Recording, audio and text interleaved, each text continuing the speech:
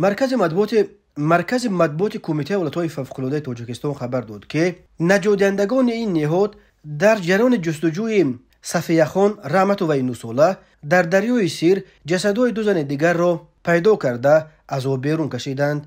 از جمله روز 12 فوریه غواصان ریاست ولایت‌های فوق‌العاده ولایت سوخت در موضع جماعت دهات یووه تقریباً 1 کیلومتر پایین‌تر از پل ماشین‌گذار دوستی جسد یک زن را پیدا کردند. معلوم شد که او استقامت کننده کوچه به نام رامون نبیف جماعت دهات اونچه نویه باباجان غفورov بوده 30 سال داشته است. بنا به گفته خویشاوندانش وی روز 23 دکبر سال 2023 از خانه برآمده دیگر برنگشته بود. سبب غرق شدن این جوانزن 30 ساله معلوم نیست. خبر می‌دهد کمیته ولایت‌های فوق‌العاده همچنین روز 9 فوریه سال 2024 در جریان جستجوی صفیه خان نجادندگان جسد یک زن دیگر را هم پیدا کردند. او ساکن کوچه بلال جماعت دهات اسماعیل نویه باباجان غفورov بوده 59 سال داشته است. خویشاوندانش گفتند که مرحوم 21 ینور سال روان از خانه بیرون شده دیگر برنگشت و تا کنون همه تلاش‌ها برای پیدا کردن او به ناکامی انجامیده بود.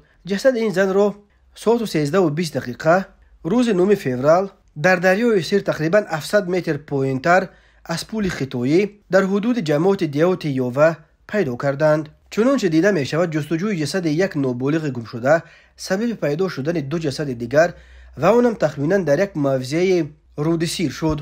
در مورد نابالغ صفیه که جستجوی او بدون تنفس ادامه دارد می توان گفت که هنوزم دقیق نیست که آیا این دختر 9 ساله در آب غرق شده است و یا به سبب کدام حادثه دیگر ناپدید شده است. اما این امید است که از همه آخر میمیرد.